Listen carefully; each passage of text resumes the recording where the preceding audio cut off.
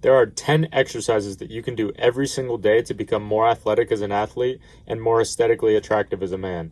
For sets and reps, you can do whatever style you prefer, whether you want to go heavier for lower reps per set or lighter for higher reps per set. But regardless, we're going to be doing 50 reps per exercise every single day. And we're going to start from the top and work our way down, beginning with the neck. For the neck, we are going to be doing neck crunches. These are going to build the muscles in and around your neck and even down to your traps. That'll give you stability and strength. And if you play a contact sport, this will decrease the likelihood of you getting whiplash or a concussion because you'll be able to keep everything up in that area strong and resilient to any contact that you might endure during competition. And as a side note, if you play soccer like myself, the power that you will be able to generate on your headers will increase significantly, whether you're a defender trying to clear the ball or a striker trying to score from a header. Aesthetically, building a wider neck makes you look more masculine compared to those skinny pencil neck looking motherfuckers who play Fortnite and drink G Fuel all day. Moving on to the back. Building a strong back will strengthen all of the muscles in and around your spine, which is put under immense pressure during athletic competition. Aesthetically, building a wide lats in particular will give you the illusion of having a smaller waist, which will inevitably build that V-taper look that is widely considered to be the most attractive physique for men to have. For the back, we're going to be doing the standard tried and true exercise that never fails, pull-ups. You can do wide grip to really target the lats or neutral grip, which will also hit the lats, but incorporate a little bit more biceps as well. And if you can't do pull-ups with your own body weight, then use a band for assistance or the assisted pull-up machine if you have one at your gym. And don't feel embarrassed to use assistance on pull-ups either, because they're hard as fuck. That's why most people avoid them and do lat pull-downs or rows instead. But pull-ups are the king of all back exercises, so we want to train these and become masters of our own body weight. In addition to using assistance, you can get better at pull-ups by training the negative, which is when you stand on a bench, or you can jump up to the start of the pull-up when you're at the top and your chin is above the bar, and focus on lowering yourself down as slow as possible.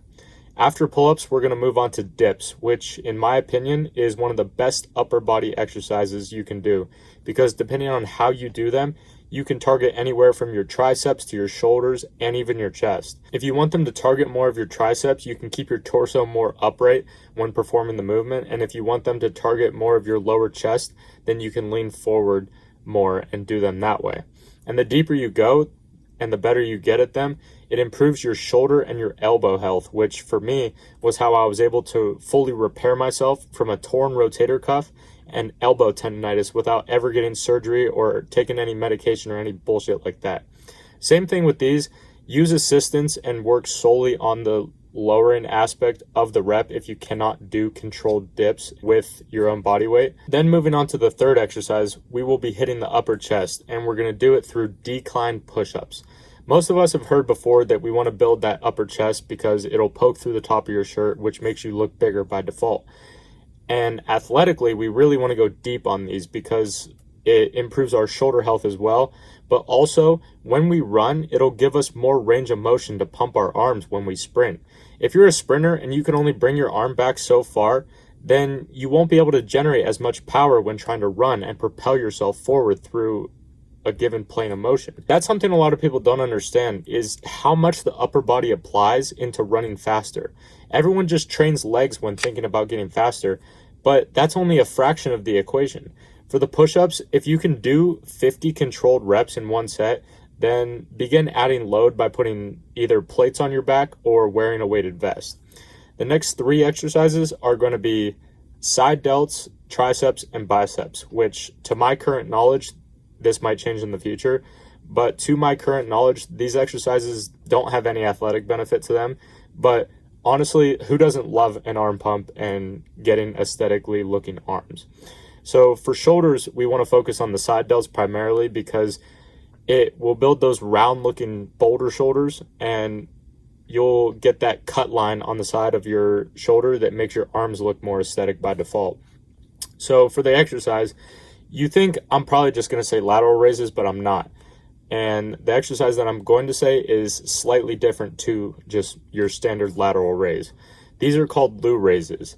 Instead of stopping at shoulder height like you would with a regular lateral raise, You're going to keep going until the weights touch above your head.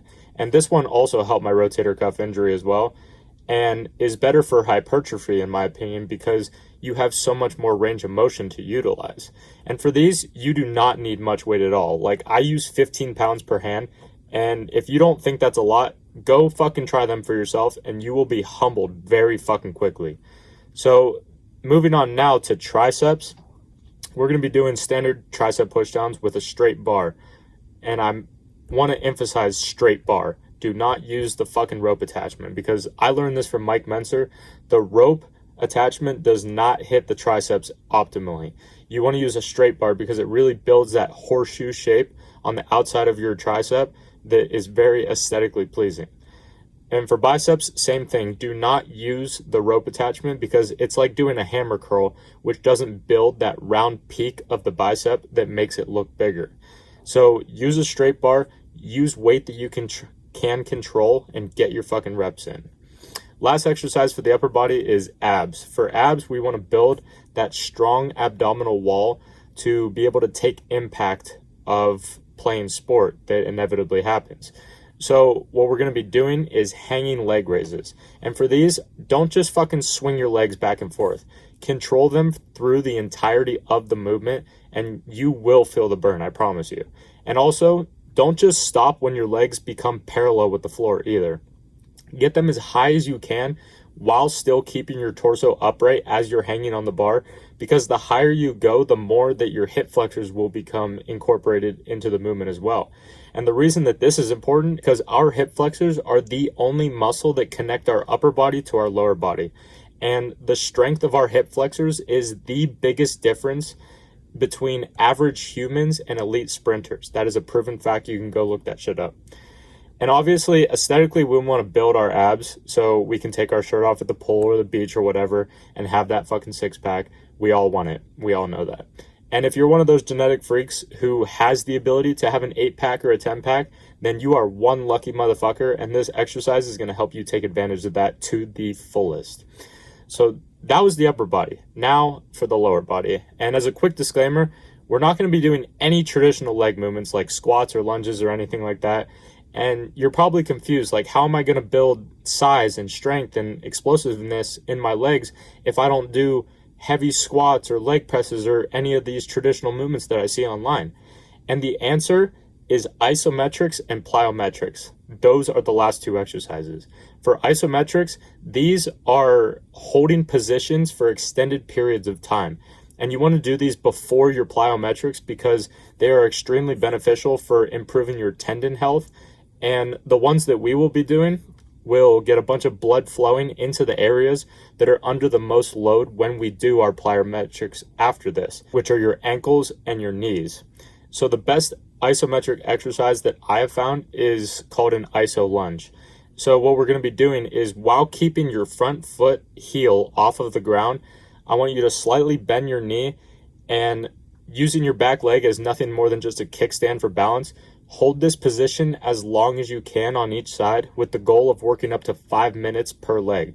And this might sound easy, just me saying it right now, but I promise you, go try this and you probably won't get any longer than 2 minutes. So then moving on to plyometrics. The best plyometric exercise is, it's not going to be your typical box jumps or depth jumps or any shit like that. This is old school, max intent sprints. Yes, sprints are considered a plyometric exercise, and it's one of the best ways to increase your speed and explosiveness. You can do anywhere between 50 and 100 yards for the distance that you sprint, and anywhere between 5 to 10 reps per day.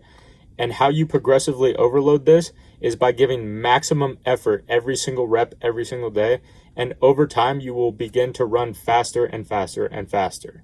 Aesthetically, this is a fact that sprinting increases testosterone and produces growth hormone in the body naturally, which will help you benefit in your progress in all the other exercises, as well as building your physique that you want to build.